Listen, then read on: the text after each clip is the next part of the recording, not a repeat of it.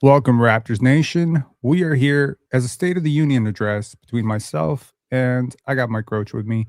And this is a State of the Union address ahead of, we're 26 hours away from the NBA draft, in which the Toronto Raptors will pick 19th. We're here to talk about not only the draft, but we're also going to talk about the roster. We're going to talk about the people constructing the roster. We're going to ask Mike some hard pressing questions like, should we bring back Sandro Mamukelashvili? Who does he trust among the deep rotation young guys on the Toronto Raptors? And perhaps most importantly, towards the end, we'll talk about Scotty Barnes. Mike, you and I haven't potted in a while. How you doing, man? I'm doing good, brother. How you doing, Rob? I am doing good. It is FIFA World Cup season. And you know what? As much as I don't look forward to it every single year, I start watching one game. And next thing you know, I'm watching Japan at 1 a.m., bro. It is fun times. Sucks you in, man. It does.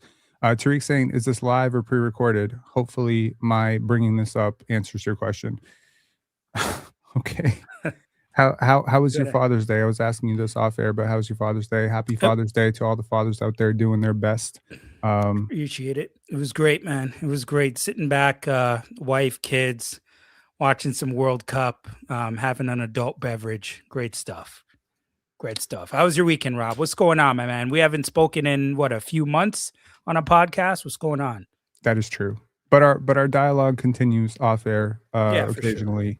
Sure. I'm hearing a lot of stuff, man. A lot of stuff. I'm hearing a lot of stuff about the Toronto Raptors. I'm hearing a lot of stuff about the draft. But as we know, Bobby Webster's sick fetish is making sure that nobody ever knows what he's doing. So I'm pretty sure when someone tells me, the Raptors are really interested in this guy, I'm just like, you're out to lunch. You don't know what you're talking about. Like, nobody knows. It's like, I don't even think Bobby Webster knows who he's drafting tomorrow. But listen, that's why his pressers piss me off so much. And I don't even waste my time watching them.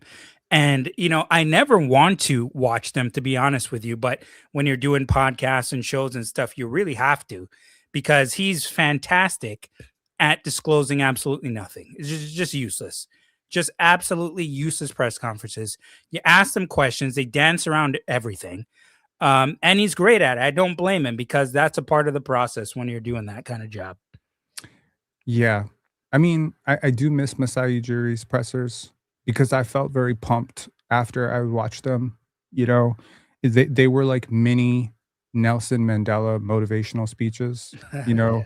There was an element of like, life is okay, but then you listen to a Masai Ujiri presser and I'm just like, maybe I could be a supermodel, maybe I could revive my basketball career at the age of 38. It feels like limitless possibilities. Things can happen when you listen to Masai Ujiri. But now Masai Ujiri is over in Dallas. They have the 9th overall pick. The Toronto Raptors have the 19th overall pick. So I guess my first question, and let's get into this, is what are the Raptors' draft needs according to you? Now, I know that the Toronto Raptors are not exactly going to draft for need. They always draft best player available. But in an ideal world, Dan Tolzman let slip that the Raptors are looking for a big, potentially a lob target, someone who can block shots around the rim, an archetype that they really haven't had. They've experimented with this archetype in deeper rotation spots like Trace Jackson Davis and obviously over Chomsky, who I think we both like a lot. But they haven't had like a lottery pick or a lottery talent or a first round grade guy. The last time they had an opportunity, Yves Missi, they went with Jacoby Walter. They obviously weren't in contention to get a Kalel Ware. So, this is a very guard heavy draft. There are some interesting wings like Dalen Swain and, guys like Cameron Carr, Nate Ament if he falls. Doubt he does. But I feel like this is a very strong place to be in the Raptors draft. But in an ideal world, what position are you looking at? Probably a big. But you know what? There's so many different ways that the Raptors can go here, to be completely honest with you. Like, they're in a, it's interesting because, and you just talked about it in regards to drafting for need versus drafting the best available player. And when I was listening, I think it was Dan Tolzman I was listening to in a presser that he had, and he was talking about not necessarily drafting for need, because in the next 2 to 3 weeks, your roster could look drastically different.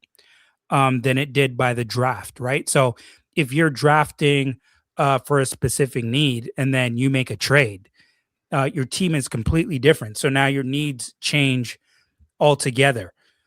But I think maybe you look at a big, but honestly, I mean, I'm at the point right now where the Raptors do need a big, like they do. You have no idea. I mean, we have no idea what the heck is going on with the Raptors and what they're thinking is. I don't understand how they necessarily address the way that they go about something, because you think there's a player there or a couple players there and then they go in a completely different direction. To completely understand, I just don't. I don't know any way the Raptors are going to draft.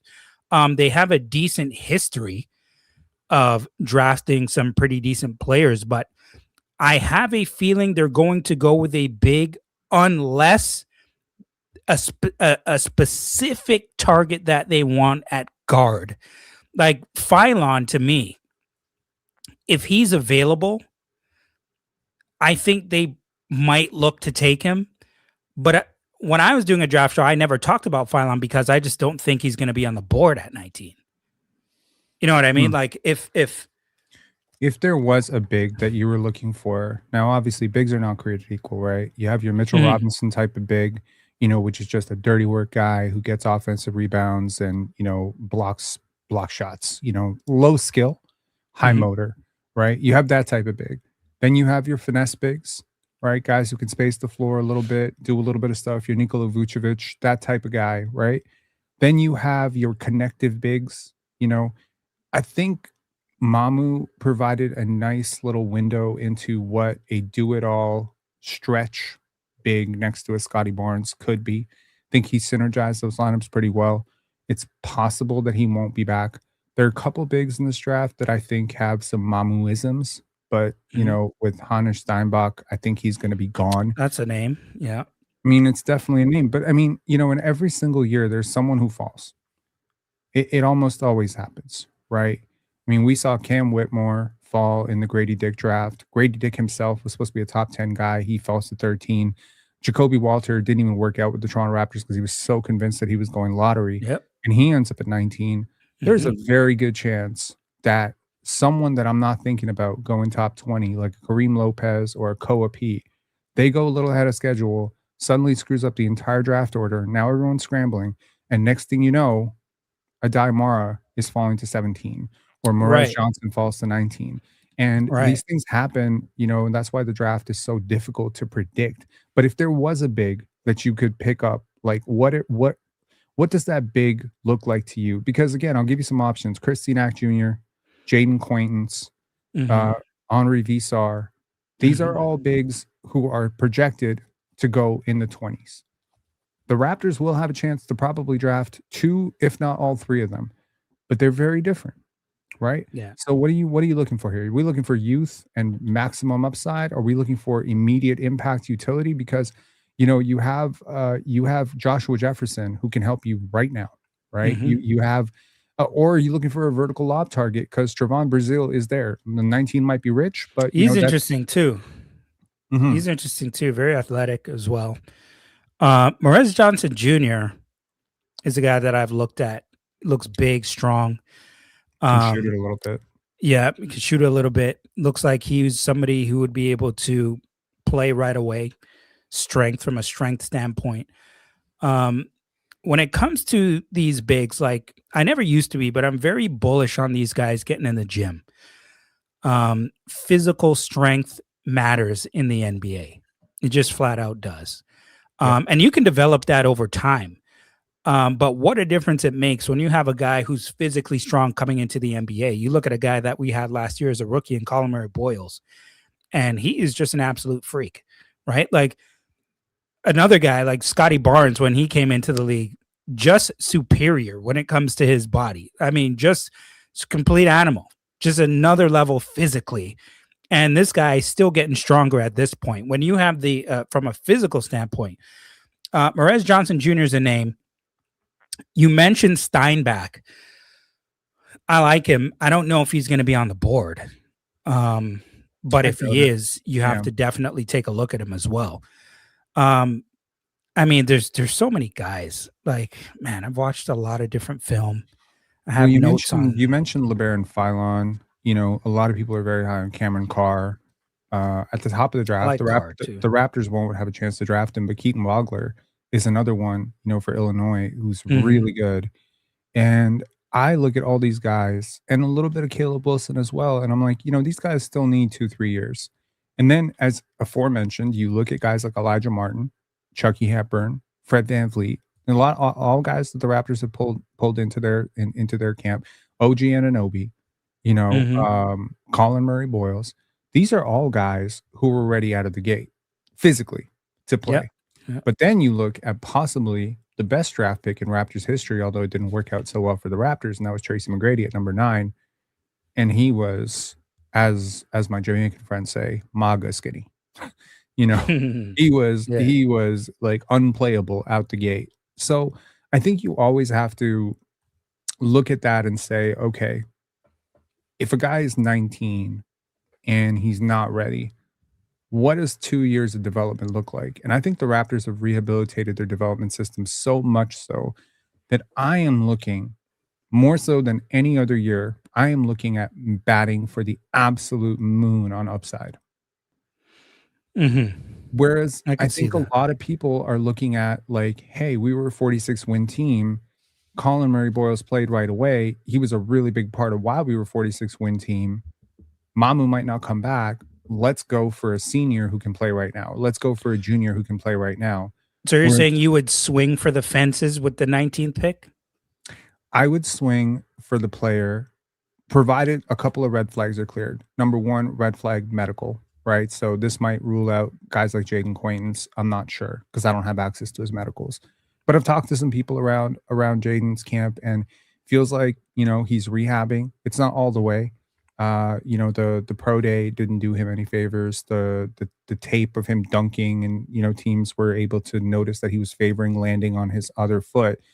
I don't think any of these things have done him any favors. I also think his offensive limitations are glaring, but his defensive floor is immense. Like, at worst, he's going to be a 10-minute monster defensively for you, and he's a defender right now. We're talking 260 at 18 years old, 18 and a half years old. So I look at this and I'm just like asking the question, do you trust yourself or do you not trust yourself? So question Mhm. number 1 is the health, right? Health is not something that you necessarily need to trust yourself or not trust yourself. If the kid is like damaged goods medically, there's nothing you can do. But if it's salvageable, I trust Alex McKechnie and I trust the Raptors staff. Number 2 Mhm. is, does kid want to work? Is this a hard worker? Is this someone who's going to put in the time in the weight room? Is this a person who's going to quit when he doesn't get minutes? Is this a guy who's going to sulk when he goes down to the G League, right? Jacoby didn't sulk when he went down to the G League. You know, he did his stint, he came back up, he was fine. You know, Elijah Martin, Jonathan Mobo, they didn't sulk when they went down to the G League. They balled out. Grady did not look so good in the G League, and it has not worked out super Did well not. for him to date, right? Maybe I should have sounded the alarm, but I really wanted to believe in that kid. It's really hard for me in this current moment to believe in that kid. Grady was a guy who needed to put in the work, weight room wise, but I don't think he's necessarily failing in the NBA level because he didn't put on weight. He's put on a ton of weight and he's still failing. So I think, like, again, if there's a player that I think can be an all-star at 19 and he's maybe 2 years away from contributing, I'm picking that player, Mhm. provided the red flags are cleared.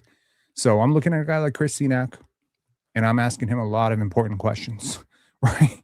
Because that is a kid who has so much skill and so much potential that he was mocked number 5 coming into this draft cycle. I 5. like Sinek Jr. Yep. And again, it's just like I've had issues, like I had issues with Kalal Ware because of quote unquote reputation. And when the first thing you hear about a guy is work ethic issues, motor issues, it tends to taint your entire evaluation of that person. So when I watch Chris Senac, I pretend that all the intel is good, and I just watch him as a basketball player, and I watch Mhm. him like I would any young kid playing for Kelvin Sampson, and I got higher and higher as the year went on because I saw him fixing mistakes that he was making, and it's just at that frame, if it works for him, it's so much better than if it works for anybody else in that range because it's a lottery pick if he had been more productive. it's hard for bigs to be productive. It's hard for anyone to put up big numbers as a freshman in Houston. So I don't know. I think the Raptors have a unique insight into Chris Sinak as well because they drafted Jamal Shedd, and Jamal is still really involved with the Houston Cougars program. So I think Do you know what he's listed at in shoes in terms of height? 6'11" with a 7'5" wingspan. Hmm. It's a massive human being. And it's just like when I think about complementary skill sets next to Scotty and CMB, when I think about how much Scotty can do for like average bigs, when I even think about okay, one of Scotty's favorite teammates is one of your friends, Chris Boucher. Mm-hmm. That not only did they get along famously off the court, but on the court they had incredible synergy. Like their plus That matters for sure. their net rating was always positive. I think Mhm. about Chris Sinak a little bit like I thought about Chris Boucher in a lot of ways. There's some questionable shot selection there, but he's 19, right? He's a massive target as a lob target. He runs the floor really well. He's a very coordinated athlete. Unlike Chris Boucher, however, he's like 250 pounds. Yeah. So, Good he's a size. big man child. Mhm. So, Can I don't know. shoot it. Yeah. Yeah. He's you definitely take a look at him if he's on the board, which he well may be on the board around at 19. Mhm. It'll be close for sure. But if he's around, I think you got to take a look at him. Like you mentioned, just good size, good hands, can shoot the ball from 3-point range, can pull up mid range, can get off his feet quickly, runs the floor like a deer, like you mentioned. His footwork is pretty decent as well. He's a good player. He can do some things for you. And the Raptors need a player like this. They need a player like this. He can stretch the floor for you, create space. And you mentioned Scotty, right? And okay, I have a question for you, Rob, because I was thinking Mhm. about this. Do you think Colin Murray Boyles is going to start this upcoming season because of how good he is defensively? He should. I don't know if he will, but he should. He's better than at least 2 of the players, maybe even 3 of the players the Raptors start ahead of him. Does he start at the 5? He better not. So the question is, if he starts, you start him at the 4. Mhm. You start Scotty at the 3. I would start Scotty at the 2, BI at the 3, quickly at the 1, and that means bye-bye Brandon, bye-bye RJ Barrett. If it's not bye-bye RJ Barrett, then I don't see a way that Colin Murray Boyles is starting unless you're thinking about starting him over Jakob Poeltl, which I'm not really sure. I'm not really sure what I wanna do with my 6'6" power forward, small forward hybrid, who basically projects to be an Anton Jameson type of player, is throw him in and have him guard out of position every single night. Right. It's not necessarily the greatest thing for his development. I understand if he can shoot it a little bit this year, and we'll talk about CMB, a little bit later, but I don't necessarily think playing him at center is a long-term viable solution, and I don't think playing Scotty Barnes at 4 is a solution at all. I don't think so So, either. That's why I brought it up because if that's going to be the case, clearly somebody has to go.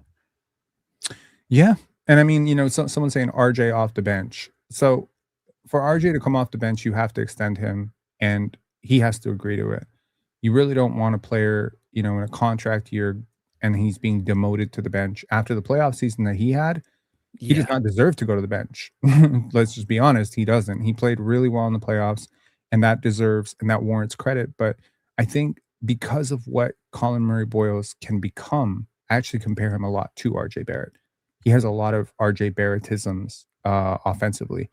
Defensively, however, he might end up becoming the Raptors' best defender by year 3. I'm Mhm. not kidding, like, and Yeah, I can see that. you know how high I am on Scotty Barnes, but, like, Colin Murray Boyles was the best Raptors rookie defender I've ever seen in my life. Yeah, me too. And what he 100%. what he could be, at that end with his size and his low center of gravity and his ability to move his feet on the perimeter and block shots the way that he was, like, he was the breakout star for me. Him and Scotty, were so big in the playoffs. And, again, like, having having seen how many centers in the league now are like 7'2", 7'3", 7'4", like, no. I just I Yeah. think you're gonna get out rebounded a lot with him. Rob, I got a question for you. Mm-hmm. And this guy, Baba Miller out of Cincinnati. I love him.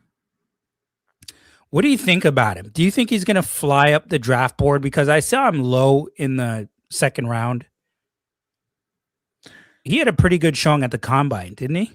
He did. I really like him. I've liked him for 5 years. So this is a long scout. I've been high on him. I was high on him when he was terrible. I've been high on him when he did well. I was high on him again when he was terrible.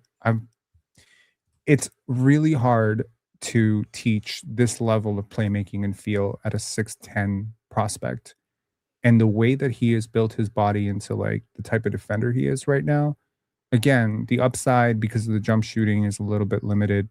The shooting overall is just terrible, and he's not like the most explosive athlete.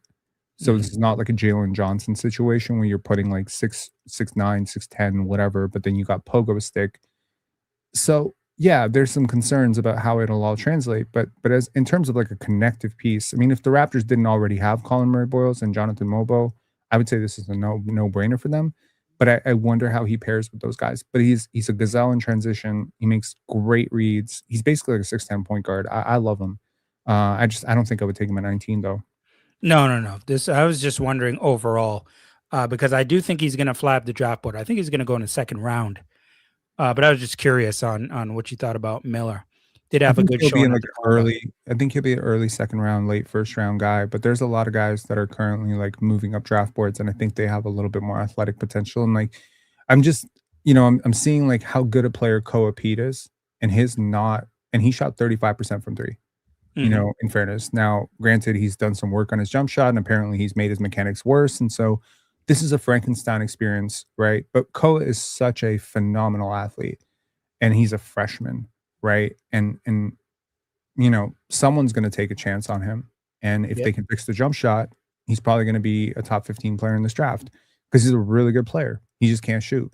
So with Baba, like the percentages are so much worse, and the jump shot is so streaky, and some of the misses were so bad. It's just like it's really a touch issue at this point. Yeah, I don't know. Athleticism, age, plus jump shooting concerns tend to drown out all the good things that he does.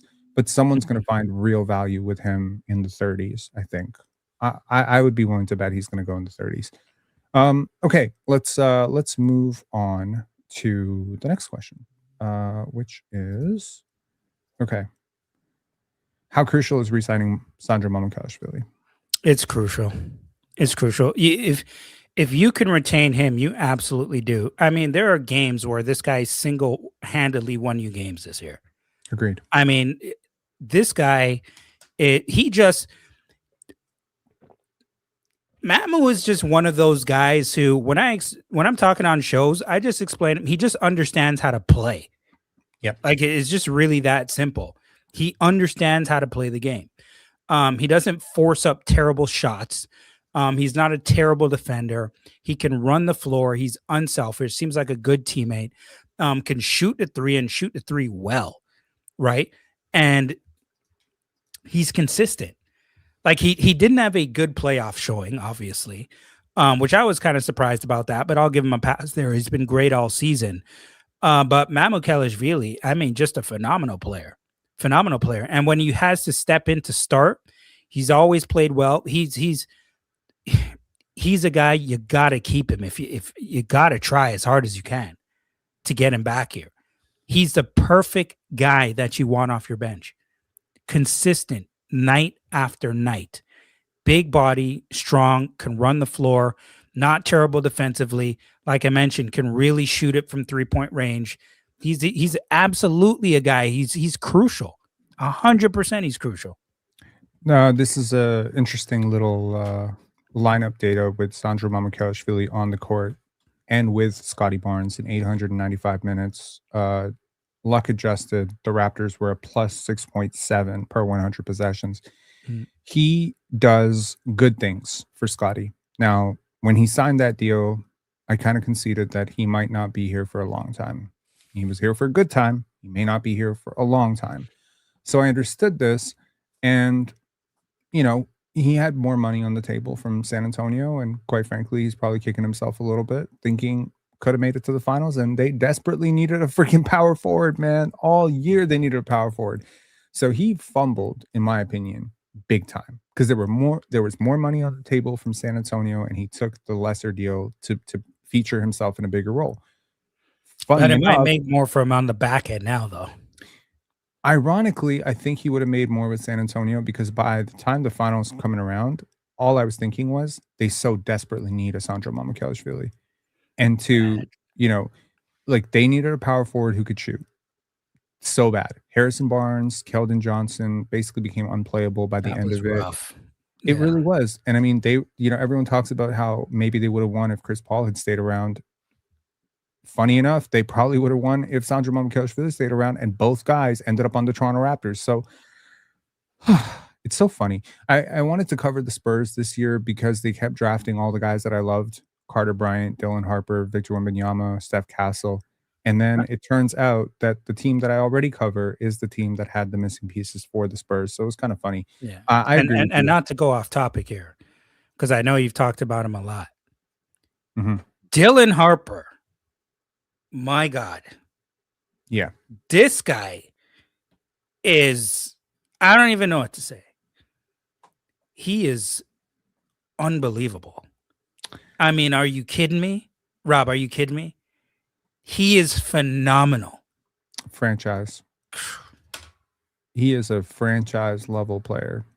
Like, and people don't get it, but like he is that dude right now. And it's Yo. like he's gonna get better, obviously, but like he's one of the best young players in the NBA. And if he was not on the same team as a 7'5" alien, I assure you that people would talk about him completely different. Speaking of Dylan Harper, here's what Dylan Harper did in the playoffs. He was a Lord have mercy. +8. They had a 114.3 offensive rating. Their defensive rating went to another level with him on the court. And how he was able to synergize lineups with Victor Wembanyama, like that's the crazy part, right? So like they had a plus, but importantly, even without Wemby on the court, he was able to sustain some of those minutes. Like they were able to hold like a really good offensive rating. So yeah, like overall, I don't love the fit with like Fox, Fox and like these three didn't like have the greatest synergy. And it's obvious that Fox plus Wemby minus Harper was a pretty good lineup. But look at Harper plus Wemby minus Fox in the Yeah. playoffs, a +15. So the highest outcome minutes were actually with Harper running point and Wemby as the big and Fox on the bench. And again, small That was sample size, disappointing but with Fox. I thought he would have been a lot better. It's kind of disappointing because I do like De'Aaron Fox as a player, but I'm pretty sure he's had some sleepless nights since this thing has been over. absolutely. And Trae Young just got re-signed for 4 years, 212. Okay. Yikes. So yeah, teams just love dishing out money to all these point guards that probably won't win you a championship. I think De'Aaron Fox fits that bill. Man, that Emmanuel Quickly contract not looking as bad. Because honestly, like if I'm picking between Emmanuel Quickly and Trae Young, honestly, it's pretty close. I don't know. Okay, we're gonna play a game called Marry, Start, Bench, Cut. There's four names. So, which of these four players are you willing to say, I want this person to be a Raptor for the next 3 years? Marry, start, bench, cut. Yep. Invented a game. It's a new game. All right, for the next 3 years. Well, not Pirtle. Oh, and I forgot the little caveat. If you try to part with her before the 3 years are up, she takes half your shit. Oh. All right, so if I have to go the next 3 years,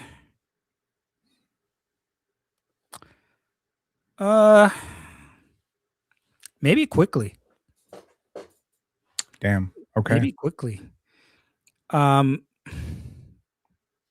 Ingram, one or the other. Barrett, I really like Barrett as well. Okay.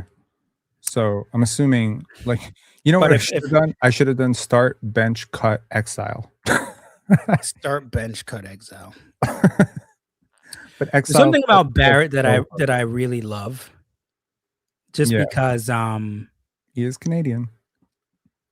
And he's Canadian. I think he's a good teammate, especially because a lot of the time, I talk about chemistry because it's one of the big things that um, you need. Chemistry matters.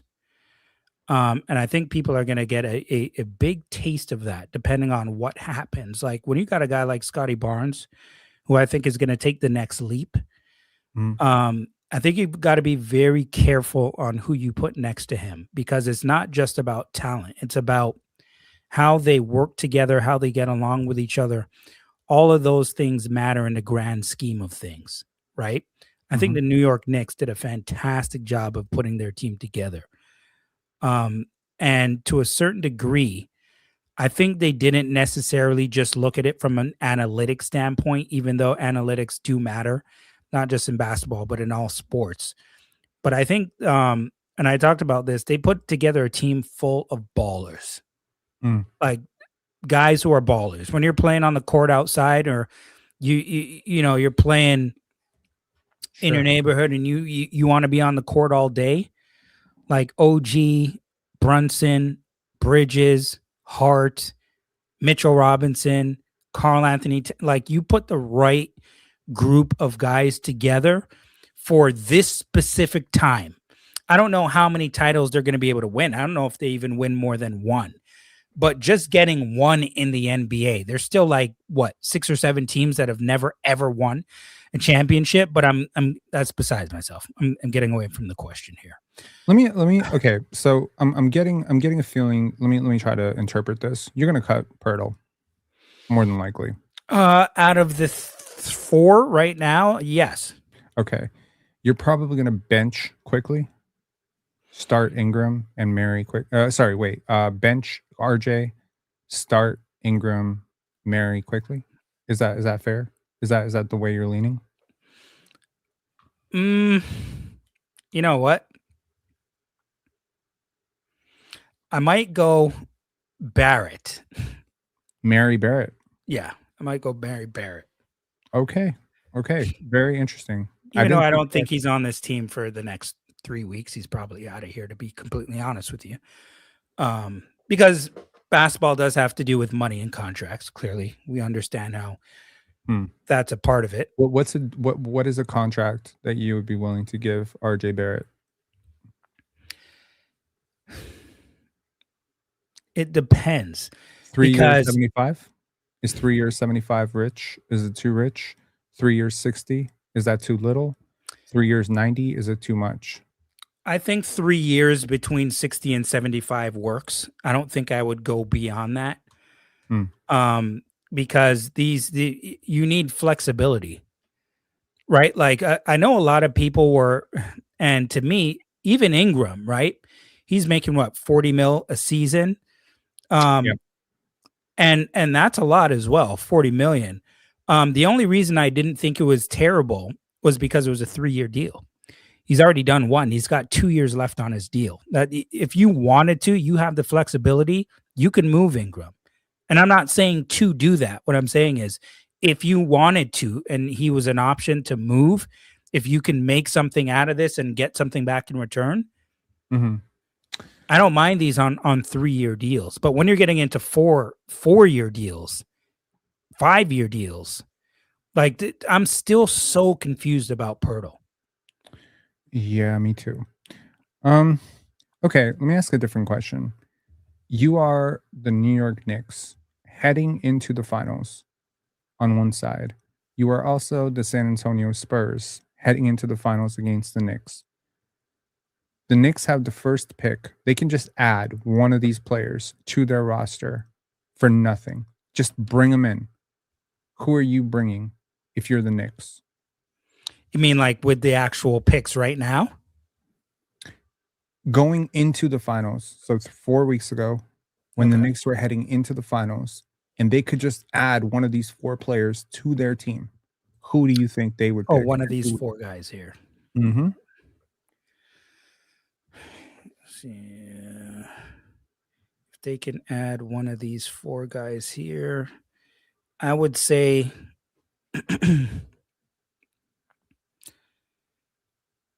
they would probably add not Pirtle, wouldn't be him. I don't think it would be Barrett either. It'd be between Quickly and Ingram. It'd be between Quickly and Ingram. I think it would be Quickly. That's where I'm leaning towards. Okay, now let's flip it.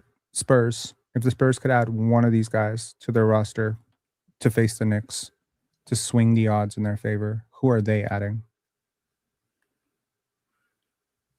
If they can pick one guy, I think they'd pick Ingram. Interesting. I think they'd pick Ingram. I don't think it would be Quickly or Pirtle. I don't think it would be bad. I think they would pick Ingram. And so, ironically, the two players that you picked are the guys on this team among these four that I think have the highest trade value. And they are the ones that make the most money as well. Mm-hmm. So I think if you went down the list for every single team and said, if any team could just have one of these guys on their team next year for $20 million a year, who would they pick? I think almost every single team in the league would pick one of Quickly or Ingram. Yeah. Almost every single team. And so marrying Barrett is difficult for me because I don't think anyone would pick him. Now, if he signs at 20 or 22, 23 million, now the equation changes because now, okay, Ingram at 40 or Barrett at 23, give me Barrett. If he gets 30 plus, now you are adding an albatross on top of an albatross on top of an albatross. That's 3 albatross contracts and 1 very shaky contract on your roster with a whole bunch of young players who have yet to be paid. That is a scary situation cap-wise. If people out there are upset that RJ Barrett is being dangled, this is the equation that the Raptors are looking at as well. What they are thinking is, we already have too many bad contracts, and unfortunately, Barrett will ask for a comparable to the bad contracts that already exist on the roster. Why should RJ Barrett, who outperformed Brandon Ingram and Emmanuel Quickly in the playoffs, granted Quickly didn't play, take less money than those guys? He's younger than those guys. I don't think he should. Exactly. And he's marketably worth more to the Raptors than either of those guys too. I will guarantee you, if you polled the average Raptor fan, who do you like more?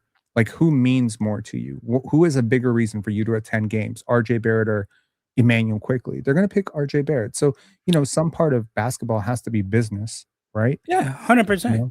So I completely understand why if the Raptors trade RJ Barrett, which I'm expecting that they're going to do, going into his last year of his deal, right? I'm completely fine with that. Like, guys, this is the nature of the business here, right? Like, right. I like RJ Barrett a lot, but I can completely understand if you're Bobby Webster, why you would have to trade RJ Barrett. I get it. There is a money aspect to the NBA and into professional sports. I get that, and guess what? I'm okay with that, right? Because you got to look at it from the grand scheme of things. Now, also, if I'm on the other side and I'm RJ Barrett, I'm not telling RJ Barrett to go take less money. Team's throwing a bag at you, go get it. Right. Straight up. Like, if I was in RJ Barrett's corner, I'm like, yo, the Raptors are looking to give you a hometown discount. I was like, don't take it. If that other team is offering you a whole bunch of more money, go take the money. I don't think there's another team that would pay him $30 million a year. Personally, I cannot. With his skill set and off-ball skill set and lack of, he's successful despite a lot of things. His jump shot is kind of flat. His pull-up jump shot is non-existent. His handle is shaky. His finishing is tough. He's a bad free throw shooter, and he's a bad defender. He grinds his way to success. He just wills himself to the basket, and it's commendable. It's really commendable, right? But at the same time, there aren't a lot of teams that are out there thinking, yo, we need to put the ball in RJ Barrett's hand. Like, maybe the Brooklyn Nets are a team that could use a player like this, like a creator. Again, I've struggled for 5 years to see the eventual utility in his game. And honestly, like, when it comes to draft circles, I'm really high on AJ DeBonsa. I might be higher than most people on AJ DeBonsa. But there's a lot of people that think Darren Peterson is the better prospect or Cam Boozer is the better prospect specifically because of AJ's RJ-isms. Now, AJ is a way bigger player than RJ, and he's a way better player at the same age than RJ. Like way better finisher, way better, mid-range shooter, way better pull-up. But he's ball dominant and he has a lot of ball stopping tendencies. And I think RJ's gotten away from a lot of that stuff. He's pretty much cut the mid-range shot out of his game. But I think the finishing is tough. The defense makes it really hard, Agreed. and it's Agreed. almost like you can't play another non-defender because you have him on the court. It's almost like you can't play Grady Dick because you have RJ Barrett on the team. So it's difficult. But But the thing is, right, is like it's like you mentioned, his will, right? There's a certain aspect about RJ Barrett, right, that can't be taught. And the thing about RJ Barrett, regardless of everything we just mentioned, there's a reason he sent us to game 7 with that shot off of that Scotty Barnes pass. sure. Scotty just has RJ Barrett, regardless of there's all the flaws that we mentioned. The guy has balls. Yep. He just flat out has balls. And to me, and I think things will change because, like I mentioned, I said it before, I don't think he'll be on this team in the next 3 weeks. But at this point, like, and this past season, to me, Scotty needed another guy who just had a set of balls on him. Like, so whatever they're going to do in a RJ Barrett trade, whoever they're going to move him for, if that does happen, I don't know what the Raptors are planning on doing here. You need somebody that's going to have a killer be killed mindset, right? Like, to me, that, and you know me, I've been talking about it all season, Rob. What we saw from, and I've been very critical of Scotty Barnes this past season. You know why I've been critical of Scotty Barnes this past season? You know why? Because I expect him to be a superstar. It's really that simple. And when people, there's a whole bunch of people out here who watch the playoffs this season when they look at Scotty Barnes, like, oh, this guy, did you see Scotty Barnes? Do you see how crazy he was and all the stuff he's doing? Well, damn it, that's what I expect to see from Scotty Barnes. Like, I mean, what the hell did you? I mean, when you look at Scotty Barnes and what this guy is capable of, this is what I expected to see from him. This is what I expected to see from him. I mean, when he puts his head down and goes to the basket, I've been telling people, you tell me who the hell is going to be able to stop him. Please go ahead. Because I can guarantee you, I can count on one hand that I know if he continues, who? Well, he walked on water. He turned water into wine. His name is Jesus Christ. He can stop him. But apart from that, it'd be tough. But one guy, who was pretty important for the Raptors in the playoffs, you alluded to it, and someone mentioned it in the chat. Should RJ Barrett get credit for being a really good playoff performer?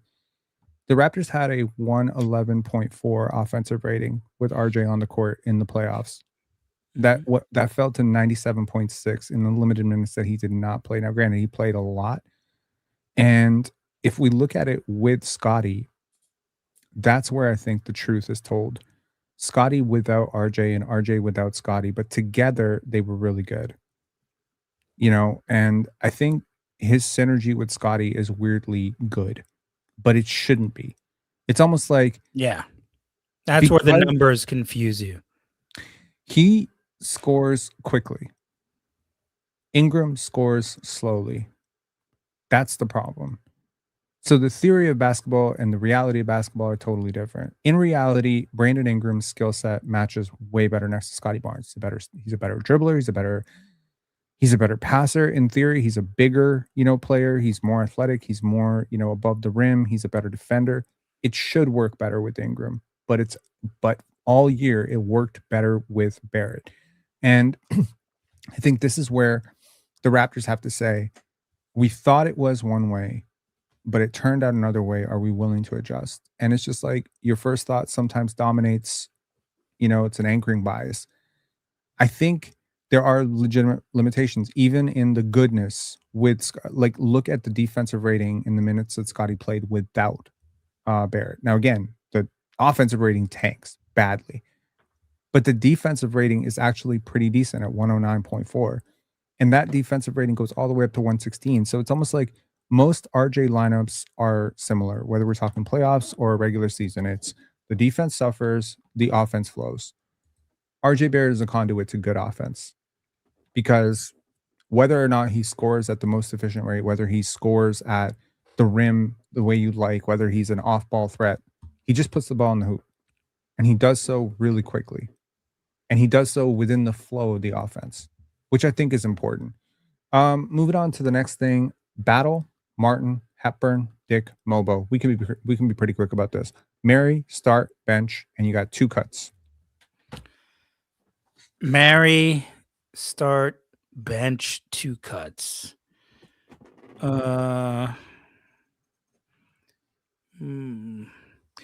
I had to marry out of these, it's going to be between Battle and Martin. They got to be on your team for the next 3 years. I'm going to go Martin. I'm a Martin fan. Okay. I'm a Martin fan. I like his tenacity, his grit. I like his game. I think he's going to improve. If I had to start, I'd probably go Battle. Okay. Bench. Bench. I don't know how much I can talk about Hepburn. I haven't seen him enough. I like him though as a player. You know what? Bench, I'm going to go Mobo. And if I had to, unfortunately, Hepburn. And well, no, that's tough. Am I ready to? Do I officially give up on Grady Dick? That's the question. I've gone back and forth on this. Yeah. I've gone from Grady apologist. First of all, I've gone from Grady complete bewildered hating on draft night to Grady patience, please. Let's be patient. You know, he's a young player for the Raptors. Let's be patient. Masai knows what he's doing. They wouldn't fuck this up. To Grady kind of sucks. To the Raptors actually are pretty good when Grady's on the court, but he's not very good, so I don't understand what's happening. Unless there's some intel that he's not a hard worker or that he's not coachable or that he's not doing the right things, I think it's very hard to cut him given the talent that still exists at his age and at his size, right? I don't know if I'm ready to give up on Grady Dick yet. I mean, if he gets moved, he gets moved. I'm not going to sob about it. I'll tell you that much. But there is, you know, I mean, especially at a time when you're looking into playoffs and you're looking for shooting, and you had Battle there, and we saw the game that he had that was incredible. But then Grady, like, he didn't play at all. Yikes. Yeah. So, like, this is ridiculous. Mobo is a nepotism baby. I understand the comment and the sentiment, and this is why I sometimes think sometimes the Raptors media can be a little bit irresponsible. I don't think, present company not included, by the way. I don't think that Jonathan Mobo was drafted to the Toronto Raptors because he happened to be childhood best friends with Scotty Barnes. I think because Scotty spoke glowingly of him, it informed a decision that was already in the pipeline that they liked Mobo. In fact, I know for a fact that the Raptors liked Jonathan Mobo. It wasn't a Scotty Barnes thing. He just happens to fit every box that they like in a player. And he was a very underrated prospect. I think a lot of teams had like high grades on him. Would another team have taken him over Kyle Filipowski? I don't know. I don't think so. But he was going within the next 5 picks. So the fact that the Raptors picked him, like I was hearing first round buzz on Jonathan Mobo, like going into the draft. I had him 19th or 20th on my board. There's a really functional way that Jonathan Mobo turns into a really functional basketball player at some point. He might be like a couple of years away, and I understand people are a little bit like impatient because he's older, but he's a late bloomer. He's a very late bloomer. Like, this is a guy who played JUCO, you know, his adjustment curve was always going to be a little bit different as an undersized wing big. And they're trying to get him to shift positions. Like, this is a guy who played point guard coming up, then played like borderline center in college. And now he's being transitioned over to the wing. Like, he's a really good defender, man. I like some of the G League stuff that I saw from him, but he has to progress massively as a shooter if he's going to Yeah. stick around in the NBA for sure. But Yeah, yeah, 100%. I mean, I'm not sure about any of these guys, to be honest. You know, I'm not entirely sure. Like there's like I look at a guy like Caleb Houston. Caleb Houston is a free agent. Caleb Houston got waived. I Mhm. pick Caleb Houston over most of these guys. So unfortunately, that's the business of the NBA. You get 2, Yeah, 3 it's a years part of to it. make it work. If you don't make it work, you get cut. And sometimes you get cut before the 3 years. Sometimes you're Joshua Primo or, you're, I don't know, like some guys, they don't get the full run. I think every one of these guys is gonna be given an opportunity, in summer league and training camp, but if it's not working, it's not working, you Yeah. know? David Roddy was a first round pick. He was out of the league pretty much, like, very quickly, and he got, once you get out, it's hard to come back in, but okay, cool. Grady Dick not getting cut, so it's Mobo and Hepburn getting cut? Oh, sure. I mean, Fair. Okay. This is more of a theoretical player, unless you have one specifically in mind. Now, you can correct me if I'm wrong, but Scotty, CMB, and Jacoby feel like the 3 untouchable core pieces for me on this team. mhm. What is an ideal 4th piece? Like, what is that player? What does he do? What position does he play? What qualities does he have? Is he a dominant defender? Is he a great shooter? Is he, Michael Jordan? Like, what is that player look like? The for the perfect fourth, the Mhm. perfect fourth has to be, a point guard, floor general, 100%. You need somebody who, can play both ends, can guard, can control the offense, is a playmaker, from a defensive standpoint, can do the intangibles, getting to the passing lanes, can take the charges. He understands how to run the offense properly. So Jamal Shed? I like Jamal Shed a lot. I like Jamal Shed a lot. I you know what Jamal Shed did, like he has to improve as a shooter, obviously, and I think he will improve as a shooter.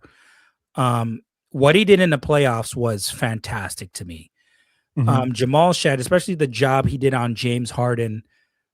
James Harden's crafty, man. He's good with a handle, but um, what Jamal Shed did, the basketball IQ, the toughness, I really like Jamal Shed. It's got to be a floor general, a guy who can control and understand the tempo of the offense. To me,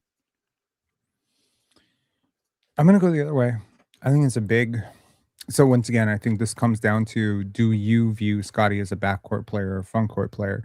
I view Scotty as a backcourt player. You might view him as a front court player, which is why you wanna, have a point guard who can be a floor general. I actually think the perfect point guard next to a Scotty Barnes isn't a point guard. I think it's like a 2 guard. Like, I think it's like a Tyrese Maxey, like a guy who yeah, can quick hitters, right? I don't like my ideal player next to Scotty is like a Kyrie Irving, a guy who can play on and off the ball, yeah, I like that. you know? But the perfect 4th next to these guys is a 7-foot stretch big. Like, okay, we're not gonna get Victor Wembanyama, but like a Karl-Anthony Towns, you know? Like Mhm. a less expensive Karl-Anthony Towns, if that player exists in this world. A Kristaps Porzingis, a healthy Kristaps Porzingis, like a younger, healthier Kristaps Porzingis. To me, archetype wise, that's what works next to Scotty. Is like Stretch big. he's never really had one, and honestly, anytime he has anything close to a stretch big, he usually makes it work really well. Again, Chris Boucher, What shout do you out to think about like the center from his name is slipping my mind, from Miami, Minnesota? Rudy From Gobert. Minnesota. No, no, no. Off the bench. Oh, Naz Reid. Nas Reed. Oh, I love Nas. Yeah, that's a great 4th piece. Yeah, that would be an awesome 4th piece next to these guys, because Nas is versatile and he can run the floor and he can handle the break a little bit, like a high skill big who can dribble, pass, shoot, and actually be a competent contributor defensively. the cool thing about Scotty and CMB is they provide so much rim protection and shot blocking, you don't necessarily even need it. And ironically, Jacoby also covers a little bit of that rim protection as well. Mhm. So with these three, because they are such defensively slanted players, I think if Scotty and CMB can ever become competent shooters, you have the base building blocks that if you can just get that fourth piece, you have a championship puzzle right here. It I will think they depend on that can jump too. shooting. I think I, they I think can. I think they can too, but yeah, but yeah, historically, if I could pair any player, Rasheed Wallace. I love Rasheed Wallace. He was one of my favorite players. Me too. Rasheed Wallace, young Arvydas Sabonis. That's the perfect player in Yeah. this trio to make it a quartet. Okay, next up. By the way, how are we liking these? Like chat, like the video for the little graphics at the bottom. I never do this, but yesterday I had a podcast with I don't know if you know Cheap Seats 73. I've seen him. I never met him, but I've seen He's him. Yeah. awesome. Yeah, Mark Nolan. And I was so disoriented during the entire podcast. I don't know what I was doing or where I was. And, I was just like, okay, this. And I was like, you know what? I'm not doing that again. I want to be super prepared. So I got all the graphics together. So like the video for the extra 10 minutes it took to make graphics. Okay. It's Good also stuff. nice. And, I think it keeps people nice, engaged and organized. I mean, honestly, I'm saluting myself for something that is so basic that is almost comical that I haven't done it before. But yeah, it was a good practice to do it. And I'm like, actually, this is a pretty good habit. I should Mhm. probably just get into this in general And because it makes viewing a lot easier because we always know what topic I'm on. And that's true. I know what topic I'm on, you know what I mean? Because I have a tendency to ramble. I'm gonna have a So very do I. smooth I'm gonna have a very smooth transition into like super old age, man.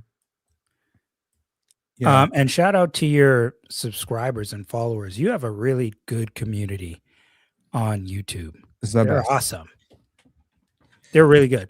And I hope all you guys that are watching right now, are you guys tracking? Because I see Giannis implications here.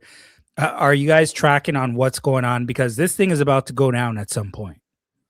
I was It kind of feels that hoping way. that it would break like while we were on air. That would be super cool because then we would get like a flood of like 500 people just jumping Yeah. in and we could talk about it. But um poor timing on my part. And I know your subscribers are on it. That's why I love doing your show, because you have an act, like some people have subscribers. You have a community of people, a good community, solid community. I think it's great. I love that. Yeah, it has been really cool because yeah, I used to say you can't give people I always say this actually, you can't give someone something that you don't have, right? Mhm. So if you have support, you can give other people support, which is really cool. This community, I think, has been almost single-handedly responsible for like massively uplifting like 3 or 4 accounts. Yeah. And it was just shout out after shout out after shout out. Go watch Mine the video. too. Yep, yours Mine as too. well. And your community has shown me a lot of love since we started doing stuff. Oh my god, 100%. I see so many of our familiar people in your subscribers, and like I'm noticing that with now Chief Seats as well, and I'm just like, that is what we do this for, you know what I mean? And yeah, it's taken like 4 or 5 years of like consistent content creation, but also like honest content creation because I feel like Yeah. to some extent you do have The to let part of people it. know like the messy parts. You know what I mean? Like I Yeah. think so many people get up here and they try to be as like super clean and professional as humanly possible. I don't have that problem. I'm not really trying to be professional. I'm very messy. Well, that's what I Sometimes loved about that's what I love about your channel overall. And I've told you this over and over and over. I I'm tell crazy. people before, and I've told many people, they're like, what do you think about Rob? I'll tell you guys straight up. Guys, everybody who's watching right now, Rob's nuts. I've said this many times. Rob is crazy. I'll just I'm put it getting that way. saner by the minute. Okay. Rob's nuts. But that's what I Yeah. love about him. But he's honest. And I like that. I am honest. Yesterday somebody wrote a comment like I don't know, it was something like Pizarro is a casual or what a stupid draft or whatever he's done or it was something negative. I in one year out the other. And I flashed it up and I was like, "Well, I'm sorry you feel that way." And I was just remembering myself. I'm like, I swear to God, 2 years ago I would have chewed that person out, swore at them, and told them that they were a fucking asshole. But it didn't even come up. The idea of doing that did not come up, and I was just like, "Oh, man, that's growth." I feel so good because and I'll share this with you. When you are yourself, unapologetically yourself, the feedback you will receive will be the correct feedback, right? Yes. If you have a crazy 100%. idea, if you have a crazy impulse, if you're about to do something really dumb, you're gonna do it, and then people are gonna shun you, they're gonna criticize you, they're gonna give you fair, honest critique for the person you actually are, and the only person you can improve is the person you actually are. You can't improve a facade. So, I think that has been my mantra. It's like, Yeah. you be honest and let other people, and it's somebody else's problem, right? So Yeah. that's, yeah.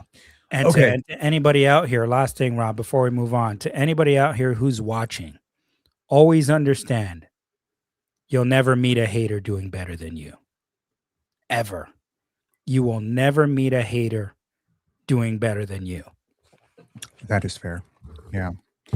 Yeah, it's interesting. Like I started out this space and I was like very I remember early Pensar basketball years, I was like very anti certain people in the Raptors media. But a couple of days ago, I needed a recommendation. I hit you up as well Mhm. for an NBA player coming to Toronto and looking for some pro am and gym recommendation. And I was able to hit up a couple of those people and they were really nice about it too. They were like, "Hey, I don't really know, whatever." So it's cool. Like again, however I I'll get back started. to you with that, by the way. Okay, great. I found the pro am Okay. from a couple of Raptor players responded, and they had a good suggestion for the pro am, so it's gonna be cool. It's gonna be a fun summer. Gonna meet a lot of NBA players this summer. I'm Yeah. looking forward to that. That's gonna be fun. Okay, the 2027 East and Giannis implications. Okay, so it is very likely that Giannis Antetokounmpo is going to be moved over the next 25 hours. He might just get moved on draft night itself, although I doubt that that's going to happen. I think he's going to break before the draft and dominate the entire draft discussion. And, where does he go and what does it mean for the Toronto Raptors and the East? You know,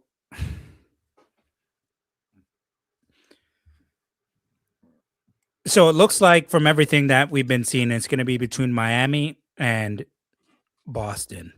Hmm. Now, if you're Milwaukee, do you want Jalen Brown in return? Like that's the big question to me because there's been talks about them wanting to move on from maybe Miles Turner as well. But if you get a guy like Jalen Brown, and even if you get a guy like if you go the other way and you're going towards Miami, I think when you go in the direction of Miami, you get a few more picks. You get a guy like Khalil Ware, I believe, who I saw in the deal, Tyler Hero. Like, how fast are you trying to compete again? Is the question I have, right? Because if you go the route of the Heat, you might get a couple more pieces for the future. Obviously, it'll take a bit longer, but if Hmm. you go to route of Jalen Brown, um, you're trying to win again immediately. Like, how do you get Jalen Brown? And I think Brown would go to a third team. if that's the case, then I would understand more if there was a third team involved. I think it will require a third team. Almost any deal of this magnitude almost always requires a third and a fourth team to make, the salaries work and, small pieces. I think if I'm the Miami Heat, this is probably a no for me, right? What they want is for me to gut my roster and basically be Everything. left with Bam Adebayo, Giannis Antetokounmpo, no picks, and Davion Mitchell. To me, that's not a championship core, and Giannis has not exactly shown me necessarily, like, the track record as a recruiter to bring, like, 4 or 5 guys with him. It's not like LeBron James bringing Mike Miller and James Jones to, fill out the roster, like, so. So Wiggins is gone in that deal too. Norman Powell. Okay, well, Norm is a free agent. You would be bringing him back, and then he'd have you by the balls, basically, because Mhm. now you have to bring him back, so you're probably overpaying him. Wiggins isn't gone, but I don't necessarily know if at this stage he's even the right complementary piece next to a Giannis. So you need snipers next to Giannis. You need like, Yeah, you you need know, shooters big time. in a lot of ways, Bam Adebayo isn't a good enough three. I mean, he showed a little bit of a flash and improvement in 3-point shooting. In theory, Bam and Giannis probably form the best front court in the Eastern Conference. I'm not even mad at that. But the backcourt would be so depleted without Tyler Hero's creation. I mean, I could see it. I don't think they're going to be able to do it. They would have to gut all the young players. Kasparis Jonas gone, Kalel Ware gone, Hero gone. And at that point, I think you have a very small window with Giannis at this point. You have like 3 years. 3 years before there's like a decline, and the health has already been a concern. He's been injured in back-to-back playoffs. He was injured a lot this past year. So again, I think the Boston Celtics make a lot more sense. Jaylen Brown for Giannis Antetokounmpo with picks attached, I think makes sense. The challenge is just finding a third team. And if you're Milwaukee, I think the Miami Heat offer makes more sense because you're getting young players and you're getting a hometown kid in Tyler Hero. Yeah. Helps you sell tickets. Do you think that's what's holding up the deal, Miami side? I think Giannis probably prefers Boston. I'm just guessing because he loves Tatum. That's like, and Tatum is the best player on either team. So he would be going to play with the best player, and he probably has a lot of respect for Joe Mazzulla and Eric Spoelstra. So that's probably like a tie between those two. But there's like a legacy, and with both organizations have won multiple championships. The Miami Heat won three championships, I think. They won 2006, 2013, 2012. So yeah, I don't know. It's hard for me, but the broader implication of what this means for the Toronto Raptors, because either the Miami Heat or the Boston Celtics, whoever's trading for Giannis is getting better. And the Bucks were a non-factor. So it doesn't change the equation at all. Because the Bucks were always going to be worse than the Raptors next year. But one of these teams is about to leapfrog the Raptors. Yes. And when you add in Indiana and you add in the potential of what Washington could be, and you take away the implication that the bottom of the East is going to get a lot better because the NBA just removed any incentive to tank because of the flattening of the draft lottery odds, you start to think, what are the odds that the Raptors are in the playoffs next year? Well, yeah, I've been talking about this with people, and I think if you look at before the season started, right, last season, like I remember you and me when we did a show talking about the Raptors, and we were pretty right with our prediction. I think we both predicted 47 and 48 wins or something like that going into the season. I don't think that was a hard thing to predict if you really follow this team, which most professionals, they had no idea what they were talking about when they were talking about the Raptors all season, clearly. But we were right when we talked about our predictions. And to me, the big issue for me wasn't about this past season that we saw. It's about the season coming up. That's what I keep telling people, because it's just like you mentioned, right? The Indiana Pacers are going to be better, and they're going to be coming back. Detroit's still going to be a good team. Boston's going to be good. New York. Cleveland's still going to be a pretty decent team. The Atlanta Hawks are going to be getting better. Whatever the hell happens, like you just mentioned, with the Milwaukee Bucks in regards to maybe goes to Miami, maybe goes to the Celtics, whatever, they're going to be better. The Philadelphia 76ers, even if they're not at the top of the East, which they probably won't be, they still have Tyrese Maxey there. Whatever happens with Joel Embiid, we've talked about him before. You can never count on what his health is going to be like, but Tyrese Maxey is there. They might be playing situation again. We saw what they did to the Boston Celtics in the first round, or whatever the hell round it was. The Orlando Magic are interesting. Like, they're going to still be a decent team. The Washington Wizards, I don't know what they're going to be. I don't expect them to be a great team, but I expect them to be better. The point of where we're going with this is this makes it tougher for the Raptors here. And jumping from 30 to 46 wins becomes exponentially harder going from 46 wins to 50 or to 51 wins. That becomes tougher. And now the reason I was asking you the question before in regards to Colin Murray Boyles, if he ends up starting for the Raptors, is because you mentioned before, this is the best rookie Raptors defender you've ever seen. Same here. Like, it's unquestionable how good this guy's defense is. And throughout the playoffs, this guy just showed out. I mean, the NBA world knows Colin Murray Boyle's name at this point.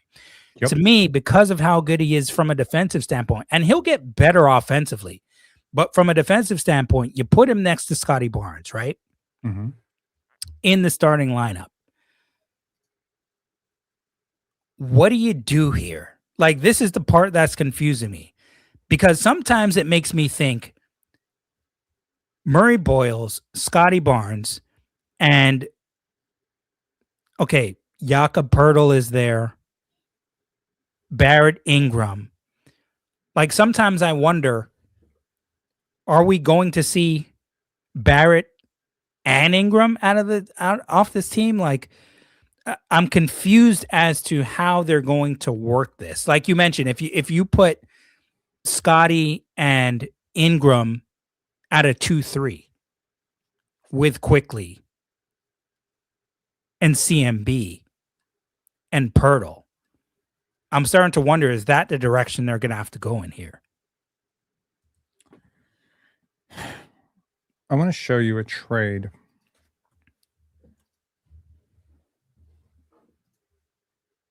And I'm curious what you think about it. All right, let's see. Emmanuel Quickly, RJ Barrett, Grady Dick, and the 2027 first round pick for Bilal Coulibaly and Anthony Davis. Who says no? Well, I don't think they're going to want to trade Coulibaly. He hasn't worked at all for them. And he's a $9 million expiring. So I look at this deal and I say, okay, this is contingent on you finding a guard at 19. Right? Mm-hmm. You're taking a very big swing on the talent of Anthony Davis and potentially the reclamation of Bilal Coulibaly. Right? I mean, this looks pretty good for the Wizards. Pretty good for the Wizards. So I see the understand, like, from the Wizards' perspective, I get it, like, why they would do this, because they get more pieces, right? They get more pieces to play with. I'm not necessarily sure, like, how in the dumps Anthony Davis's contract value is right now, but he is a little bit older and he has tons of injury concerns. I just think Anthony Davis is a perfect player to put next to Scotty Barnes and CMB. Defensively, you change your trajectory completely. I could also see this deal getting done with Ingram, but that, once again, this kind of is contingent on if the Wizards move down. Now, there's been some murmurs that maybe they would, or they'll just go and pick AJ Debonsa. If they pick AJ Debonsa, pairing AJ Debonsa with RJ Barrett and Trae Young and Emmanuel Quickly doesn't make a hell of a lot of sense. I think RJ and Debonsa are very similar.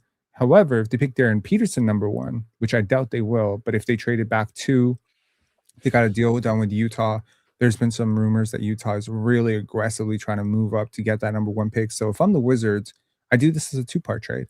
Move down 1 spot, grab Ace Bailey in the exchange, right? Allegedly, Utah is so motivated to get up and get AJ Debonsa that they're potentially gonna, dangle extra young pieces, and I would be asking for Ace Bailey, who was a 6th overall pick last year.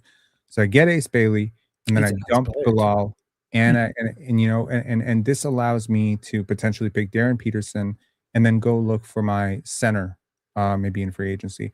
Alternatively, instead of Barrett or instead of Quickly and Barrett and Grady, you could also make it Jakob and Brandon Ingram, because if you're picking Darren Peterson, therein lies, some value in actually getting Jakob Pertl as your stabilizing center.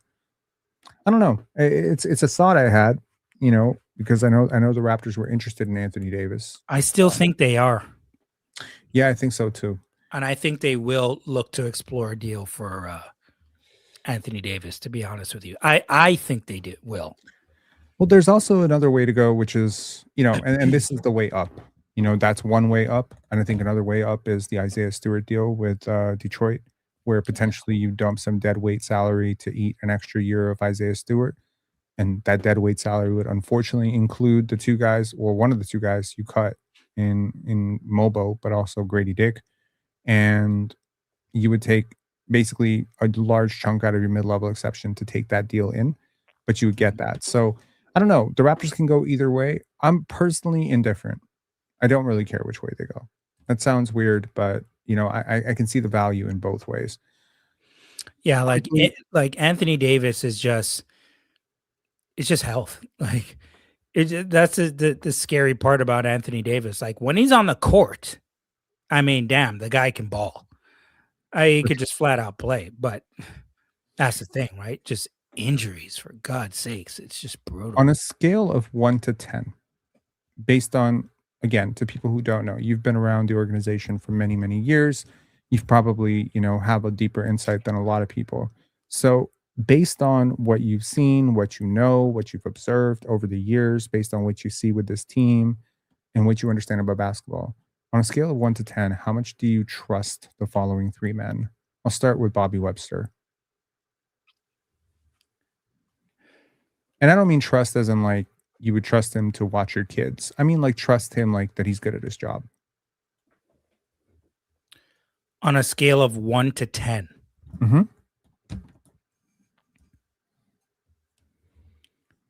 Can't use 7. That's the safe number. We can't use 7. That's fair. Okay. Okay. On a scale of 1 to 10. 7. 7 is like what people give to like an essay that they don't know what to do with.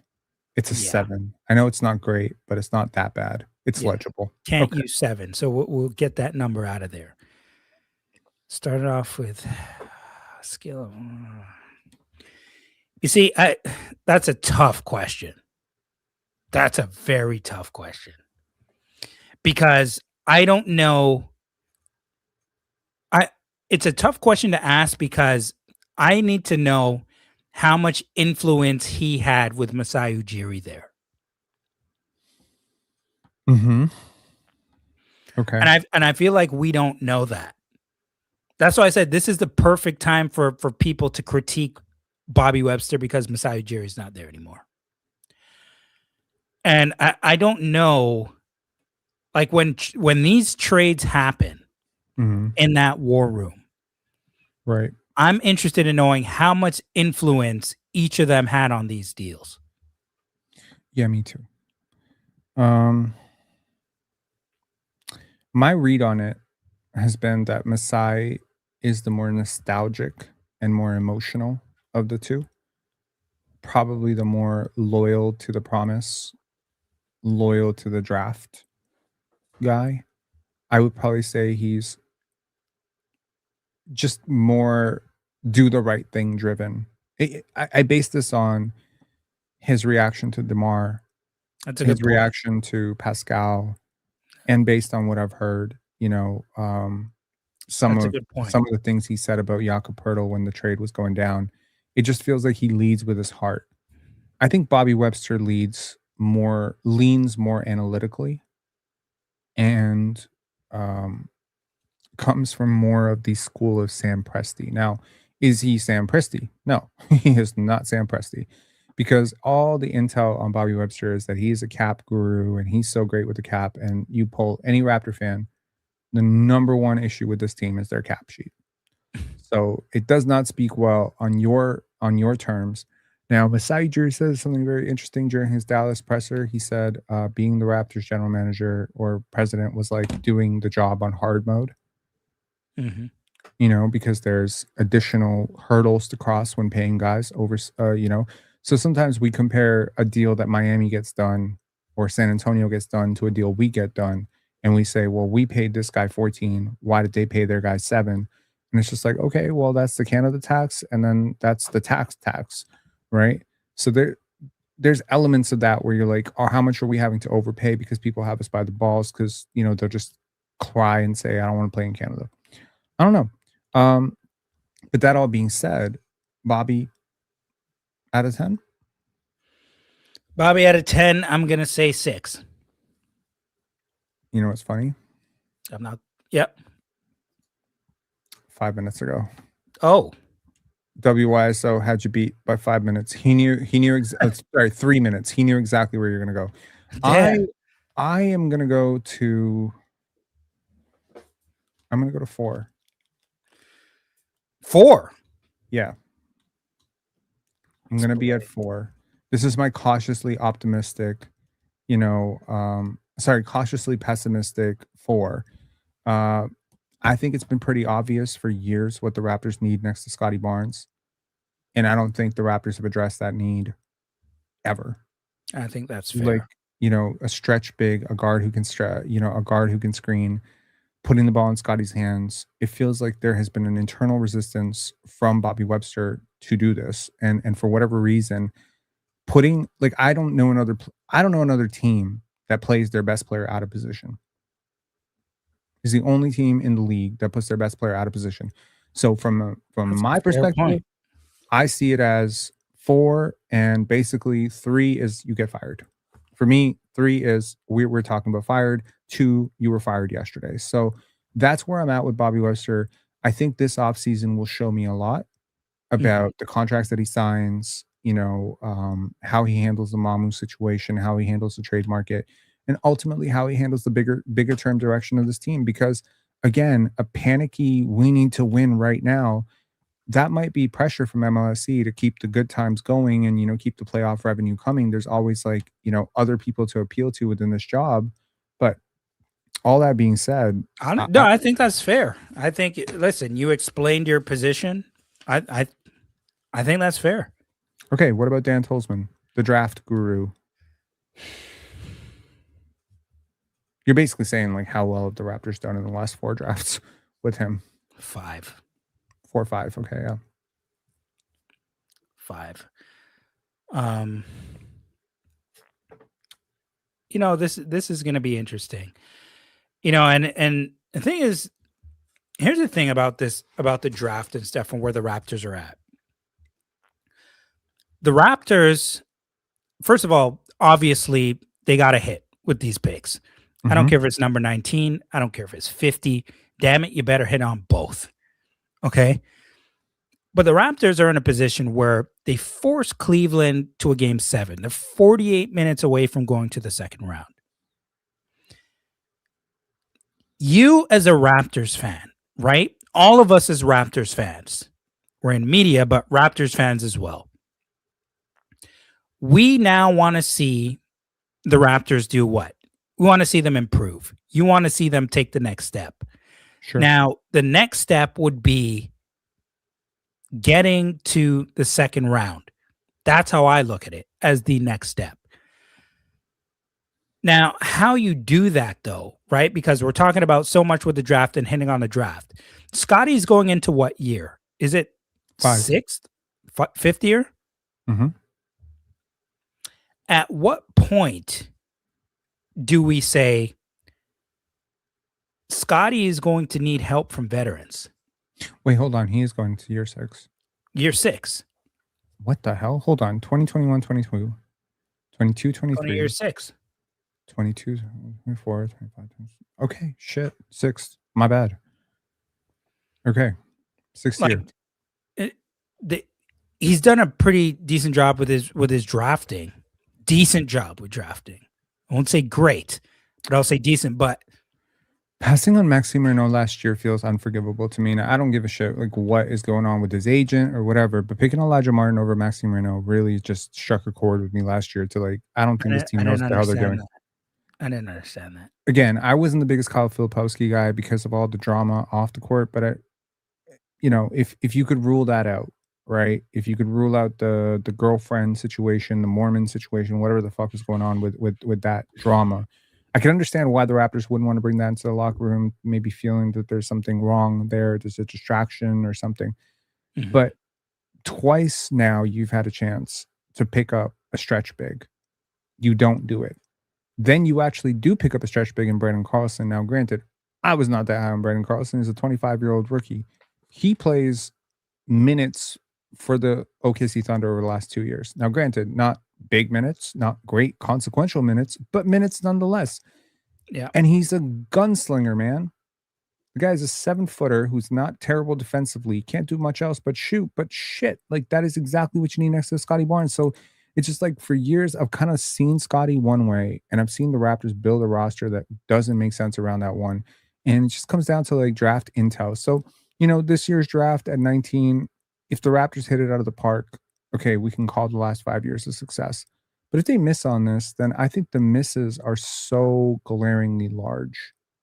Like you've had early second round picks. I don't think you've done much with them. You had in 2021, you had the Banton David Johnson back-to-back special, and nothing really came of that, right? And listen, I'm not mad with the Martin pick. Like, I wonder. I just wonder how they go about it, right? Like when they're in that war room and they're going about how they pick these guys. Yeah, it's interesting. And Dan Tolman, he's a smart dude. I know Dan Tolman. Like I've talked to him, right? He's smart. He's a smart dude. I just wonder, like the fit versus the best player, how they evaluate. It's when you're not literally in that room, right? That's the info I can't give you. But I mean, I've spoken to all these guys before over the years. I mean, I don't know. Like this is to me, like you mentioned, this year, this offseason is going to be telling. Right? Having these guys as the leaders of basketball operations without Masai Ujiri there. And it's going to be interesting too. And I'm not comparing the two teams. They're in two very different places. But I am watching what Dallas does and what the Raptors do and how they draft. I very much doubt that the end conclusion of this, which I think some Raptor fans are weirdly rooting for, is that Masai Ujiri was being carried by Bobby Webster. I very much doubt that to be the case. That being said, both men have made phenomenal mistakes. And both men have had exceptional triumphs. Bobby Webster pushed that, Kawhi deal through. That's an exceptional triumph. Yeah. Bobby was allegedly a huge proponent for Scotty Barnes. That's an exceptional triumph, right? Colin Murray Boyles is an exceptional triumph. And one would assume that Bobby Webster had more say on that than Masai Ujiri. But all these guys are very deeply collaborative. We don't know if Teresa, Dan, who made the pick, who made the suggestion. But it'll be fun to see. Okay, so you give Dan a 5, I give Dan a 5. And finally, Darko Rajakovic.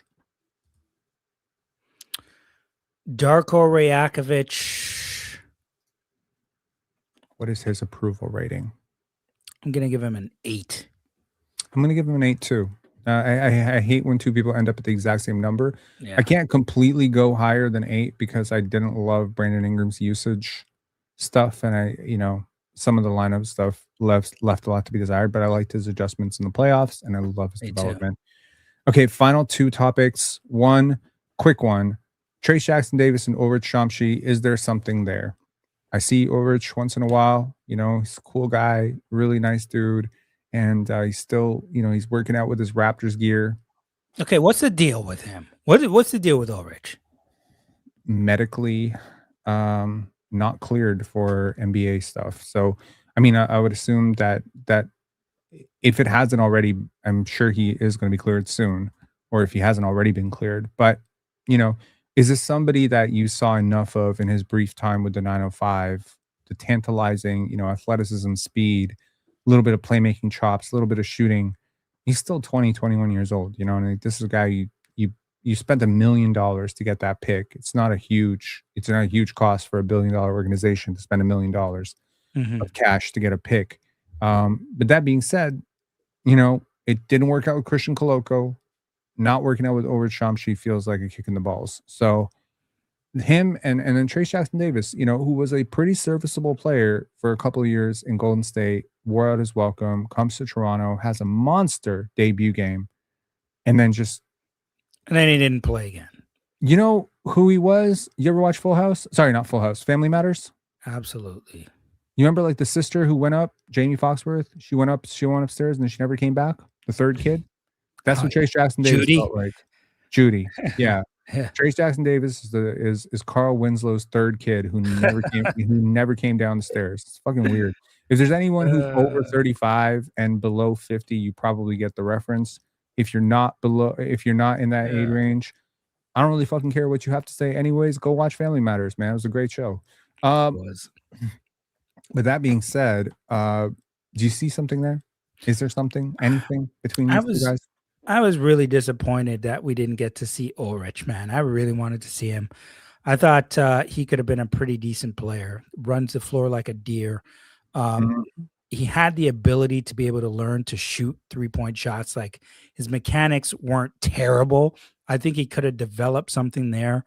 Looked like he could have been a good defensive player. That quick second jump, the athleticism, could have been a lob threat. Like, man, I really wanted to see Ulrich.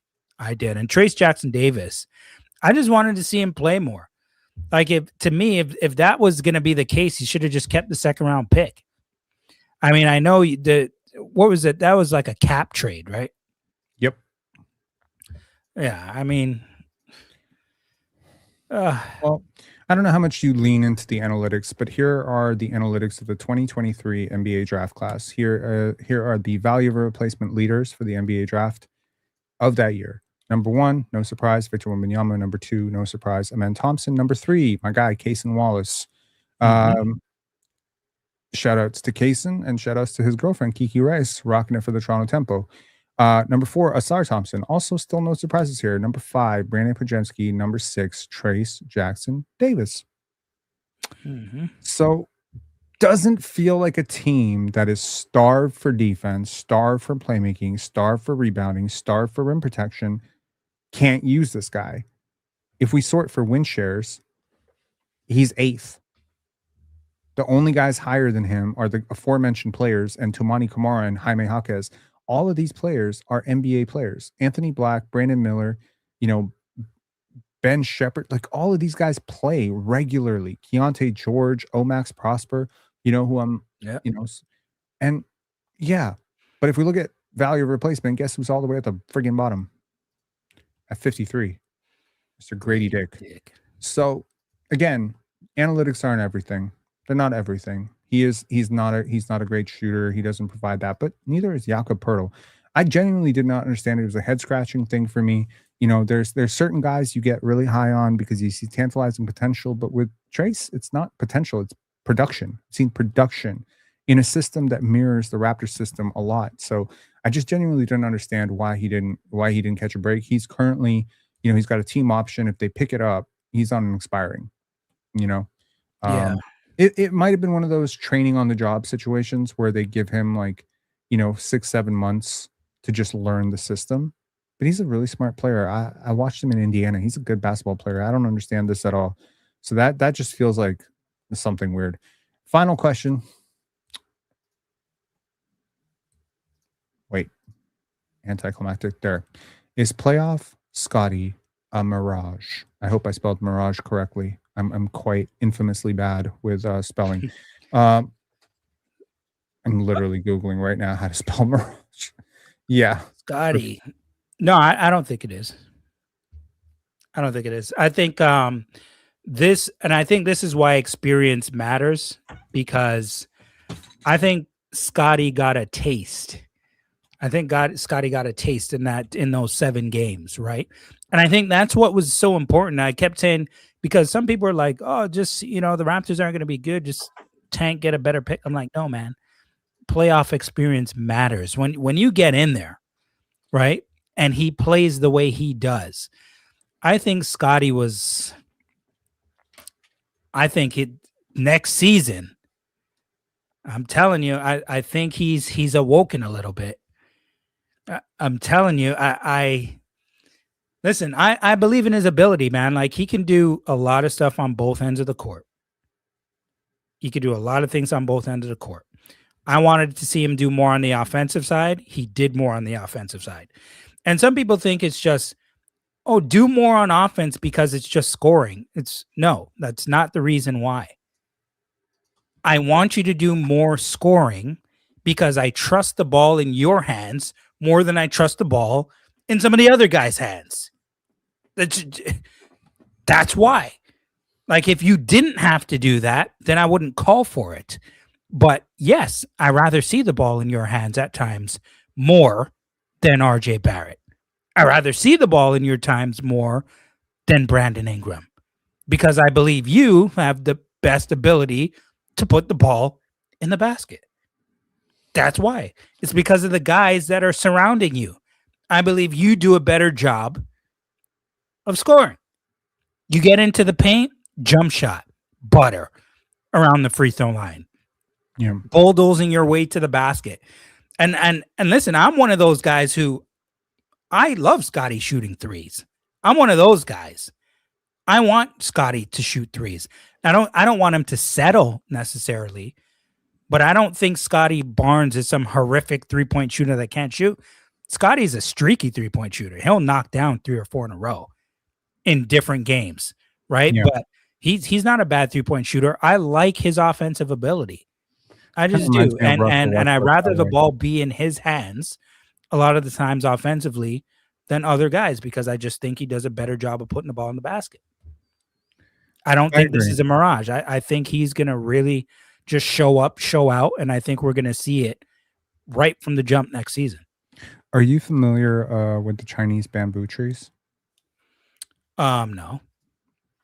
So in China, there's these bamboo trees, and you water them and you fertilize them, and nothing happens for like 4 years. Oh, yes, I did. You're familiar with this? Familiar. Yes. And then in a span of a few weeks or a few months, they shoot up like 90 feet, right? Yeah. And I think about this a lot, like especially lately. I actually did a live that was focused on this, that draft prospects and players, NBA players, are a little bit like this, where it's okay. Oh, but boom, oh, he's a superstar. And then our brains attempt to fill in the gaps of how that player got there. What Scotty did in the playoffs is unfathomable.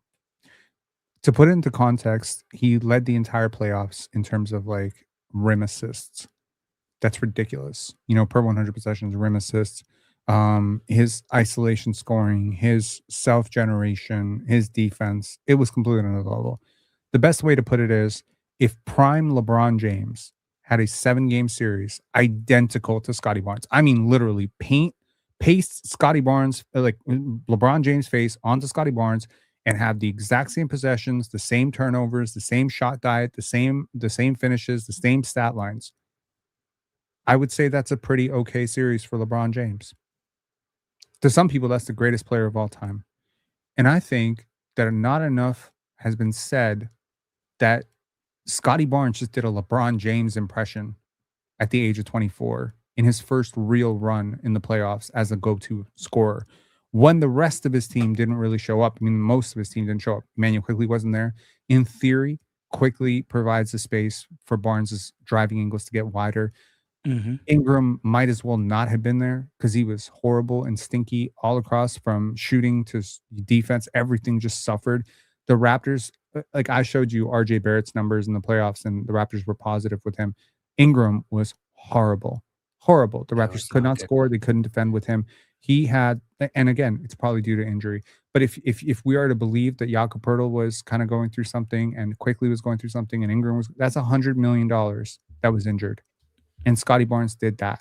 So I think there's a chance. I mean, there were already glimmers at the end of the season. If you recall that game against Orlando where he played point and people were just like, even Jack Armstrong conceded and said, okay, this is your Magic Johnson. Like, I remember that. Like, it was yesterday. He's just like, okay, this is your Cade Cunningham. This is your Magic Johnson. Respect to RJ Barrett, respect to Brandon Ingram, respect to Emmanuel Quickley. You got to put the ball in this guy's hands. And then, a couple of games later, he has a stinker against Sacramento and he scores 5 points. The Raptors lose and it's all gone. No, I'd still be willing to experiment that, by the way. 100%. So I think the roster right now doesn't make sense for the player that Scotty was in the playoffs. If Scotty is who he was in the regular season, then this roster actually makes a lot of sense. You have a lot of self-generation, spacing, downhill gravity. Okay, cool. Maybe not the best players to fill those roles. Like maybe if you upgraded Ingram to a Kawhi, you're in a better situation. If you upgraded quickly to a Maxi, you're in a better situation. But at least you have the right idea of a roster construction around Scotty. But if Scotty is the player that he showed in the playoffs, then the roster construction around him needs to be changed completely. You need spacers, shooters. You need the same construction that they put around LeBron in 2013. You need the same construction they put around Giannis in 2020. It's the same type of player. Downhill attackers with limited jump shooting gravity need space. Long stride finishers or vertical athletes at the rim need space. So I'm looking at this and I'm like, if what Scotty showed in the playoffs was a preview of what is to come, the Raptors have big, big questions to solve. Because if Scotty is that player, the Raptors can contend next year. They can legitimately beat New York with the right pieces around him because he's that dude. He'd be like the third best player in the Eastern Conference next year if he's that dude. Well, the Raptors got their work cut out for them in the offseason. This is like, to me, this is, and we've talked about this, very important offseason, telling offseason what's going to happen here. Either, and I mentioned, this is the season coming up that really everyone needs to pay attention to. This is the one. 100%, man. Mike, it's been a pleasure as always to have you on. I think we've addressed all the big Raptors issues, all the big Raptors concerns. I think this is a great segue to draft content tomorrow. Yes. I hope the Raptors hit tomorrow. I'm gonna be watching. Obviously, I'm gonna do a live show. I'm gonna release my big board tomorrow morning before the panel. So a lot of content ahead, but it's always a pleasure to have you on. Where can the people find you? Always appreciate you, Rob. Thank you very much. The Mike Roach Show on YouTube at Mike Roach 7, on Instagram at Mike Roach 23, on X.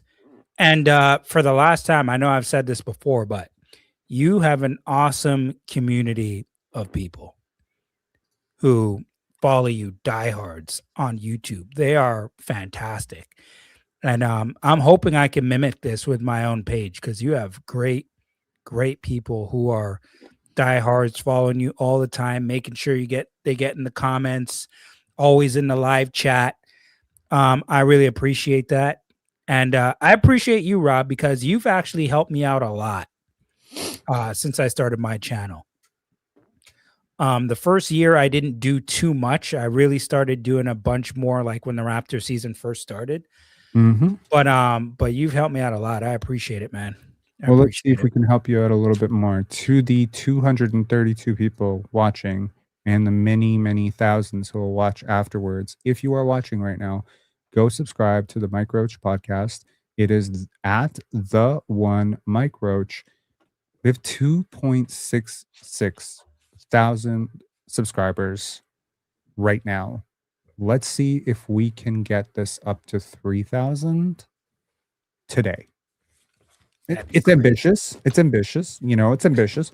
But as Chris Bosh once said, closed mouths don't get fed, right? So 100%. Yeah, let's try. Ambition is good. Let's try for 3,000, man. I know some of you are not subbed up. Some of you are subbed up. Shout outs to you. You're the good. You're the good PENSARE basketball community. But sorry, that's manipulative as fuck. But yeah, I mean, if we're not going to do this, then, and I mean, the cool thing about Mike is very different than me, has very different thoughts than me. But I think the channel is of the same ethos. It's like very honest content. Sometimes it's, not basketball. A lot of times it is basketball. Sometimes. And the unique thing about Mike's show is he has guests on that don't come on this channel, like Leo Routens and Jack Armstrong and, guys who are, definitely go check that out. And let's see if we can't get that up to 2. Already got 10. Cool. 2.67. So nice. Let's get that up to 3,000. Mike, as always, pleasure. And who are you rooting for in the World Cup? Who's your team? Who's my team? Well, Canada, Apart from Canada. obviously, for Apart from sure. Canada. But you know what? I don't know. I don't really know who I'm going for after that, to be completely honest with you. I'm definitely watching. I'm hoping, you know, one of these African teams could do something big and pull off something crazy. But I'm enjoying, man. I'm really enjoying. I don't really care who's playing right now, but you know, Messi has been spectacular since starting. That hat trick that he got in that, I mean, 5 unbelievable. goals. I wasn't expecting that. 5 goals, and asked you know, how he feels. Like, it could, you know, can it get any better than this? And he's like, yeah, I missed the penalty. That's why Yeah. he's the GOAT. That's why Yeah. he's the GOAT, man. I keep telling people, like, you know, there's an idea that people have with athletes or, you know, high performers that, like, oh, you need to not be too critical of yourself. No, you need to learn how to be critical of yourself Mhm. to the point that it's not debilitating, you know, because he's standing up there on the precipice of scoring 5 goals in his first 2 games at the age of 39. Crazy. And it's like, can it get any better? Yeah, of course it can. I missed my chance for my second hat trick. My God, these guys are psychos, man. They're all psychos, you know. But they're amazing to watch, and I'm so happy that so many of the great players like him and Kylian Mbappe and so many good players are actually playing well. It's awesome. Yeah. All right, man. I think I'm rooting for Argentina because Italy has not qualified. Serbia is not in, so I'm rooting for Argentina for sure. Yeah. Mhm. But yeah. All right, man. Peace. Have a good one. Appreciate you. Thank you, man. Always. Take Peace. care, bro.